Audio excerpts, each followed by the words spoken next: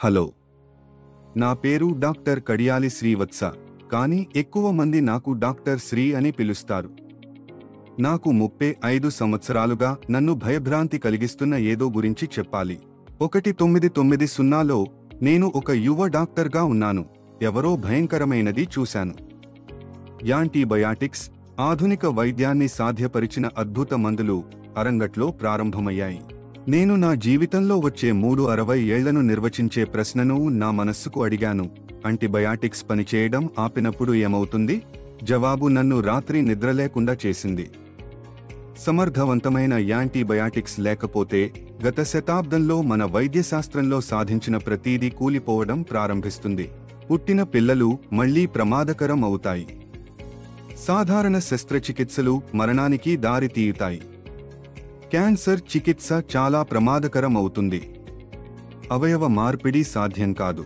35 సంవత్సరాలుగా నేను చాలామంది నమ్మకపోయిన సంక్షోభానికి పరిష్కారం వెతుకుతున్నాను.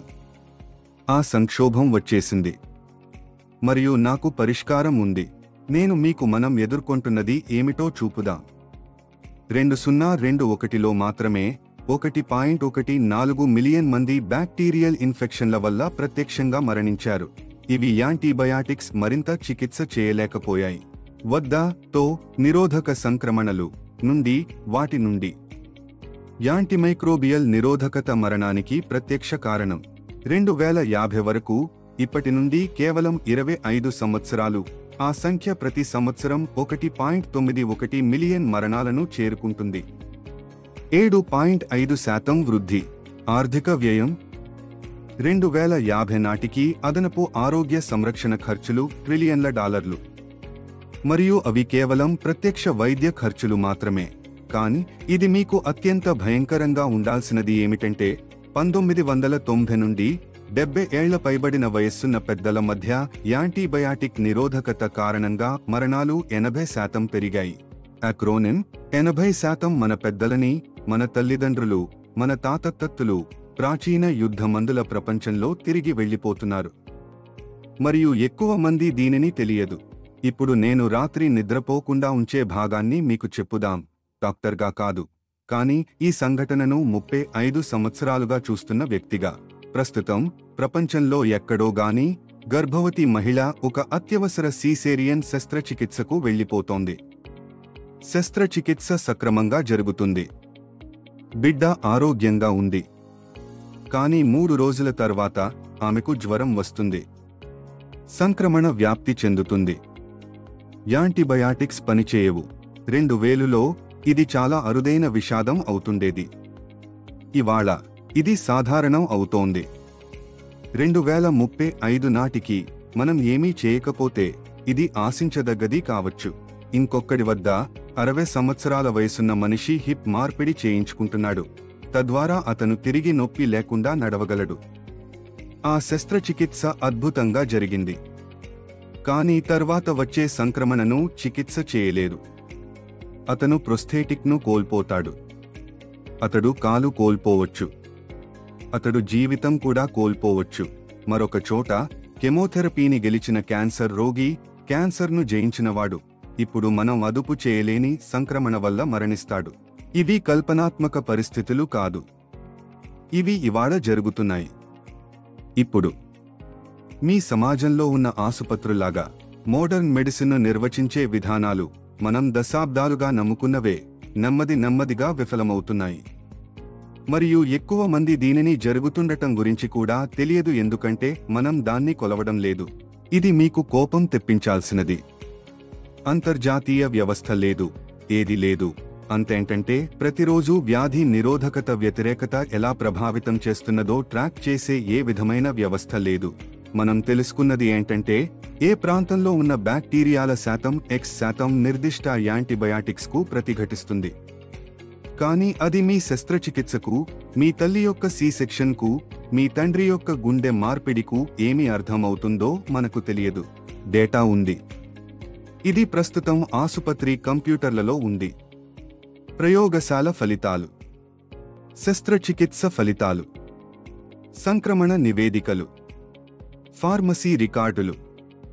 కానీ ఎవ్వరూట్లను కనెక్ట్ చేయడం లేదు. హాస్పిటల్స్ సంభవించిన తర్వాత సంక్రమణలను నివేదిస్తాయి. కానీ ఎవరూ కూడా పెరుగుతున్న ప్రతిఘటనకు నిర్దిష్టంగా ఏ ప్రక్రియలు విజయవంతమవుతాయో లేదా దాని కారణంగా విఫలమవుతాయో కొలవరు. మేము యాంత్రిక వ్యతిరేకతపై వార్షిక నివేదికలను ప్రచురిస్తాము. కానీ డేటా విశ్లేషించబడినప్పుడు మరియు ప్రచురించబడినప్పుడు అది 18 నుండి 24 నెలల పాతది. వ్యతిరేకత నమూనాలు ఇప్పటికే మారాయి. మేము అత్యంత ప్రాథమిక బుద్ధి లేకుండా యాంటీబయాటిక్ ప్రతిరోధానికి వ్యతిరేకంగా యుద్ధం చేస్తున్నాము. ఇది వాస్తవానికి ప్రజలు ఆధారపడే వైద్య ప్రక్రియలను ఎలా ప్రభావితం చేస్తోంది. మనం ఎవరూ సంక్రమించారని తెలియకుండా మహమ్మారితో పోరాడుతున్నట్టే. ట్యూమర్ ఎక్కడ ఉందో తెలియకుండా క్యాన్సర్ను చికిత్స చేయడం లాంటిది. మనం అందంగా ఎగురుతున్నాం, దాంతో మనుషులు మరణిస్తున్నారు. మనం తెలియకపోయినది కానీ తెలుసుకోవాల్సినది ఏంటో నేను స్పష్టంగా చెప్పుదాం. అది ఏమిటంటే 5 వైద్య ప్రక్రియల వర్గాలు ఆధునిక ఆరోగ్య సంరక్షణను నిర్వచిస్తాయి. ప్రతి ఒక్కరూ మన సంక్రమణలను నిరోధించడము, చికిత్స చేయడము మన సామర్థ్యంపై ఆధారపడి ఉంటుంది. సురక్షిత ప్రసవం, సీసేరియన్ స్లైస్లు. మనం తెలుసుకున్నది సిజర్ సెక్ తర్వాత శస్త్రచికిత్స స్థల సంక్రమణ రేట్లు ప్రపంచవ్యాప్తంగా 5.6% కాగా ఆఫ్రికా ప్రాంతాల్లో 11.9% కాగా COVID-19 తర్వాత ప్రతి చోటా పెరుగుతున్నాయి. కానీ మనకు తెలియని విషయం ఏంటంటే సాధారణ యాంటీబయాటిక్స్కు ప్రతిరోధకంగా ఉండే బ్యాక్టీరియా శాతం 5% ఉన్న ఆసుపత్రుల్లో సి-సెక్షన్ విజయాల రేటు ఎంతగా ఉండగా 25% ఉన్న ఆసుపత్రుల్లో అది ఎంతగా ఉంటుంది. మనం స్థానిక ప్రతిఘటన నమూనాల ఆధారంగా ఏ తల్లులు అధిక ప్రమాదాన్ని ఎదుర్కొంటున్నాయో అంచనా వేయగలమా? మనం రక్షణ విధానాన్ని మార్చాలా? మనకు తెలియదు, ఎందుకంటే మనం దాన్ని వ్యవస్థాత్మకంగా కొలవడం లేదు. ప్రాథమిక శస్త్రచికిత్స, జంట బదిలీలు, హృదయ శస్త్రచికిత్స, గుండెపోటు శస్త్రచికిత్స. మనం తెలుసుకున్నది యునైటెడ్ స్టేట్స్లో మాత్రమే యాంటీబయాటిక్ ప్రొఫిలాక్సిస్ సమర్థతలో 30% తగ్గుదల జరిగితే అదనంగా 1,20,000 సంక్రమణలు మరియు 6,300 మరణాలు ప్రతి సంవత్సరం సంభవించగలవు. కానీ మనకు తెలియని విషయం ఏమిటంటే ఆ 30% తగ్గుదల కొన్ని ప్రాంతాల్లో ఇప్పటికే జరిగిందా? అధిక ఎంఆర్ఎస్ వ్యాప్తి ఉన్న ప్రాంతాల్లో హిప్ రీప్లేస్మెంట్ శస్త్రచికిత్స విజయవాదం ఎంత ఉంది? ప్రతిఘటన పెరిగినప్పుడు హృదయ శస్త్రచికిత్స మరణాల రేటు ఎలా మారింది? మేము ప్రతిరోజు ఈ శస్త్రచికిత్సలను చేస్తూ ఉన్నాము, కానీ అసలు ప్రమాదాన్ని తెలియదు. క్యాన్సర్ చికిత్స, కీమోథెరపీ. మనం తెలుసుకున్నది సంక్రమణలు క్యాన్సర్ రోగుల మరణాల 2వ ప్రధాన కారణం. మనం తెలుసుకున్నది ప్రతిఘటన క్యాన్సర్ చికిత్స విజయాన్ని ముప్పుతీస్తోంది. కానీ మనకు తెలియని విషయం ఏమిటంటే చికిత్స చేయలేని సంక్రమణల కారణంగా ఎంత శాతం రసాయన చికిత్స కోర్సులు అంతరాయం పడుతాయి లేదా నిలిపివేయబడుతాయి? క్యాన్సర్ను గెలిచిన క్యాన్సర్ బతికినవారు, అంటే క్యాన్సర్ను ఓడినవారు ఇప్పుడు సులభంగా చికిత్స చేయగలిగే వ్యాధుల వల్ల మరణిస్తున్నారు. అంగప్రతాపన, ఇమ్యూనోసప్రెషన్ కారణంగా ప్రతాపి రోగులు సంక్రమణకు అధిక ప్రమాదం ఎదుర్కొంటున్నారని మనకు తెలుసు. మేము ఈ జనాభాలో ప్రతిఘటన సంక్రమణలు అధిక మరణాలకి సంబంధించాయని తెలుసుకున్నాము. కానీ మనకు తెలియని విషయం ఏమిటంటే అధిక ప్రతిఘటన సన్నివేశాలలో ట్రాన్స్ప్లాంట్ల యొక్క వాస్తవ విజయ శాతం ఎంత? కొన్ని ట్రాన్స్ప్లాంట్ కార్యక్రమాలు సంక్రమణ ప్రమాదం చాలా ఎక్కువగా ఉండటంతో ప్రక్రియలను వాయిదా వేస్తున్నా లేదా రద్దు చేస్తున్నా అవ్వాలి. ఐసియు జీవనాధార. మేము తెలుసుకున్నది ప్రతిఘటన బ్యాక్టీరియా కలిగిన ఐసియు రోగులకు మరణాల శాతం 40% కాగా సున్నితమైన ఇన్ఫెక్షన్లకు 30% మాత్రమే. కానీ మనకు తెలియని విషయం ఏమిటంటే సంపన్న దేశాలు మరియు పేద దేశాల మధ్య మరణాల వ్యత్యాసం ఎంత మేరకు యాంటీమైక్రోబియల్ ప్రతిఘటన కారణంగా ఉంది. ప్రతి 10% స్థానిక ప్రతిఘటన పెరుగుదలకి సంబంధించి మరణాల పెరుగుదల ప్రమాదం ఎంత? 5 కీలక విధానాలు. ప్రతి సంవత్సరం లక్షలాది మంది ప్రజలు వాటిపై ఆధారపడి ఉంటారు మరియు వాటిని రక్షించడానికి అవసరమైన ప్రాథమిక డేటా మనకు లేదు. అది వివాదం. అదే నేను ఇక్కడ సరిదిద్దడానికి ఉన్నాను. కాబట్టి నేను నిర్మించినది ఇది. దాన్ని డాక్టర్ మాయా ఎంఆర్ ఇంపాక్ట్ ట్రాకింగ్ ఫ్రేమ్వర్క్ అని పిలుస్తారు మరియు ఇది ప్రపంచంలో తొలి సంపూర్ణ ప్రత్యక్ష సమయ పర్యవేక్షణ వ్యవస్థ. ముఖ్య వైద్య ప్రక్రియలపై ప్రతిఘటన వ్యాధి ప్రతిఘటన ప్రభావాన్ని కొలవడం, అంచనా వేయడం, నివారించడం కోసం స్పష్టంగా రూపొందించబడింది. ఇది 3 పొరల్లో పనిచేస్తుంది. పొర 1 డేటా సేకరణ. మనం ఉన్న డేటా స్ట్రీమ్స్, హాస్పిటల్ ఎలక్ట్రానిక్ రికార్డులు, ప్రయోగశాల వ్యవస్థలు, ఫార్మసీ డిస్పెన్సింగ్ రికార్డులు అందులోకి తడుస్తాము మరియు వాటిని ఏకీకృతం చేస్తాము. ఆరోగ్య సేవా కార్మికులపై కొత్త భారం లేదు. అదనపు పేపర్ వర్క్ లేదు. నేను పద్ధతి విజయ సూచిక అని పిలిచే దాన్ని మనం కొలుస్తున్నాము. పద్ధతి ఎట్స్ లక్ష్యాన్ని మానవ సంక్రమణ లేకుండా సాధించిందా? రోగి సమయానికి ఇంటికి వెళ్లారా? వారు 90 రోజులు ఏవైనా సంక్లిష్టత లేకుండా బతికారా? మరియు మేము దాన్ని స్థానిక మల్టీబ్యాక్టీరియల్ ప్రతిఘటన స్థాయిలతో సరిపోల్చుతాము. లేయర్ 2 మేధస్సు. మనం కృత్రిమ మేధిని, డాక్టర్ మాయా AI ఇంజిన్ను వినియోగించి లక్షలాది డేటా పాయింట్లను ప్రాసెస్ చేసి మనుషులు చూడలేని నమూనాలను గుర్తిస్తాము. ఏ ప్రక్రియలు ప్రతిఘటనతో అత్యంత ప్రభావితమయ్యాయి? ఏ ఆసుపత్రులు అధిక ప్రతిఘటన ఉన్నప్పటికీ అధిక విజయాల రేట్లను నిర్వహిస్తున్నాయి మరియు వారు భిన్నంగా ఏమి చేస్తున్నారు? 6 నెలల తర్వాత ప్రతిఘటన దృశ్యం ఎలా ఉండబోతోంది మరియు ఏ ప్రక్రియలు అత్యంత ప్రమాదంలో ఉంటాయి? తరగతి 3 చర్య. మనం కేవలం సంక్షోభాన్ని చూస్తున్నాము కాదు, మనం జోక్యం చేసుకుంటున్నాము. సర్జన్లకు ప్రత్యక్ష అలర్ట్లు. ఈ యాంటీబయాటిక్కు స్థానిక ప్రతిఘటన 25%. ప్రత్యామ్నాయాన్ని పరిగణనలోకి తీసుకోండి. స్వయంచాలక నోటిఫికేషన్లు ప్రజా ఆరోగ్య అధికారులకు 10 రోజులలో అదే ప్రతిఘటనజనక జీవితో 3 ఇన్ఫెక్షన్లు.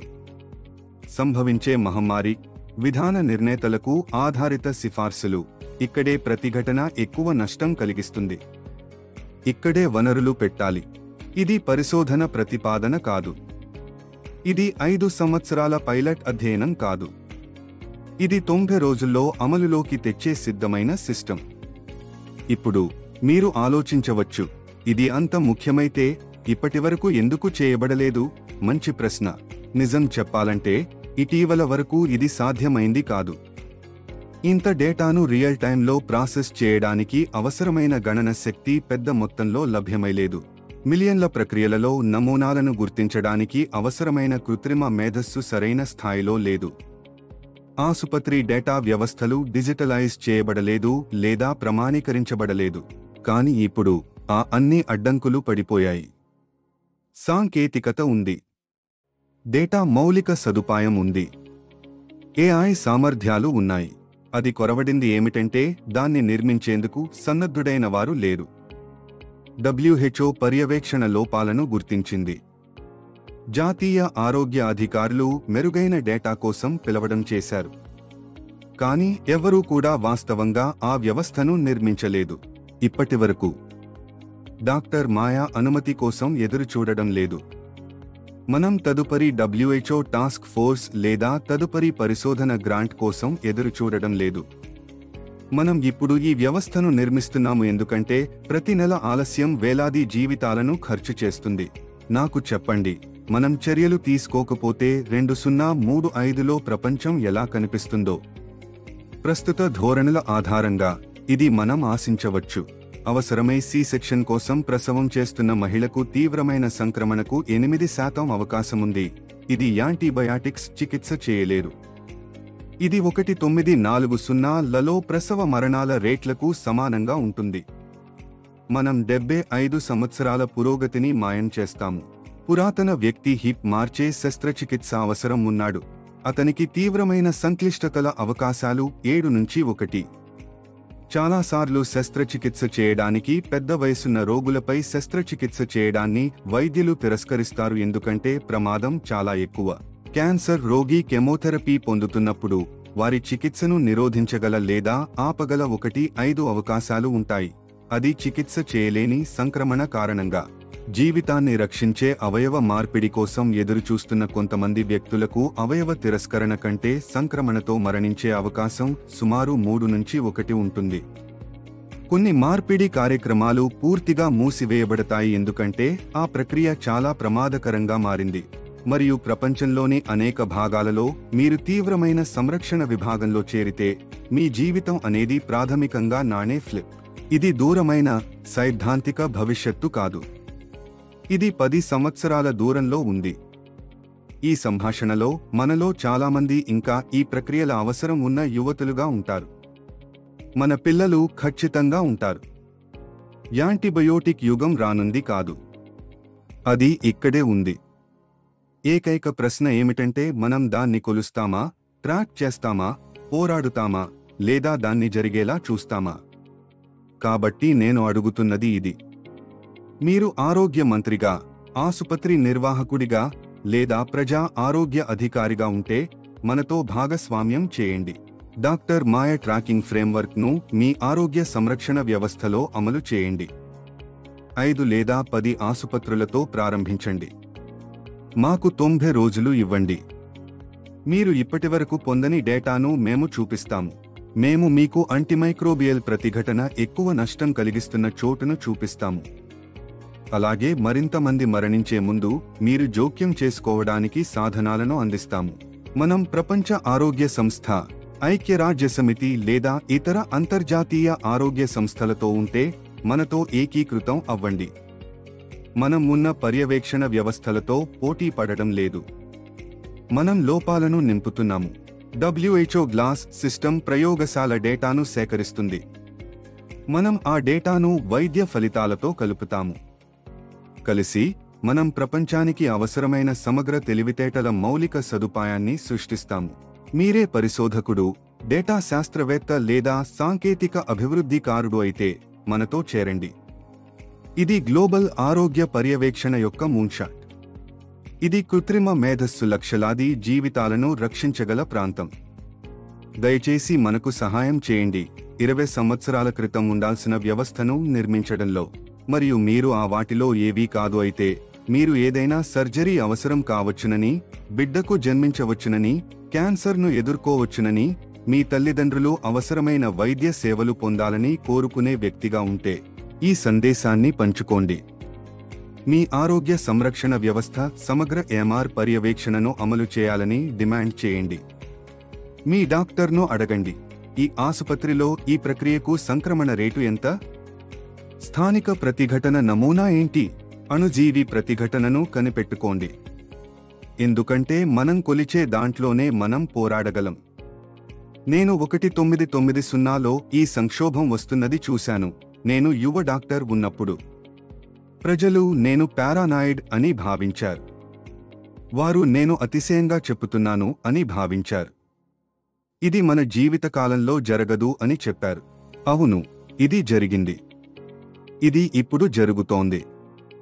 నేను ఊహించిన భయంకర స్వప్నం ప్రపంచవ్యాప్తంగా ఆసుపత్రుల్లో జరుగుతోంది. కానీ 35 సంవత్సరాల ముందే సంక్షోభాన్ని చూడడంపై విషయం ఏంటంటే మీకు సిద్ధం కావడానికి 35 సంవత్సరాలు ఉన్నాయి. నేను ఆ దశాబ్దాలను కేవలం ఆందోళన చెందడమే కాకుండా వాటిని పరిష్కారాన్ని నిర్మించడంలో గడిపాను. డాక్టర్ మాయా కేవలం ఒక యాప్ మాత్రమే కాదు. ఇది లక్షణాల తనిఖీ మాత్రమే కాదు. ఇది మనుషులకు యాంటీబయాటిక్ తర్వాత యుగంలో నావిగేట్ చేయడంలో సహాయపడే సమగ్ర ఎకోసిస్టమ్. మరియు MR ప్రభావ ట్రాకింగ్ ఫ్రేమ్వర్క్ అనేది దాన్ని సాధ్యమయ్యే బుద్ధిమంతమైన వ్యవస్థ. నేను ఇది మొదటిసారిగా చూస్తున్నప్పుడు కంటే ఇప్పుడు 35 సంవత్సరాలు పెద్దవాడిని. నాకు మరొక 35 సంవత్సరాలు ఎదురు చూడాల్సిన అవసరం లేదు. సాంకేతికత సిద్ధంగా ఉంది. ఫ్రేమ్వర్క్ సిద్ధంగా ఉంది. నేను సిద్ధంగా ఉన్నాను. అప్పుడు ప్రశ్న ఇది, మీరు నా వెబ్సైట్ను సందర్శించండి, మరింత తెలుసుకోవడానికి బ్లాగులను చదవండి, భాగస్వామ్యం చేయండి, వ్యాఖ్యానించండి. జీవితాలను రక్షించే వ్యవస్థను నిర్మిద్దాం. ధన్యవాదాలు.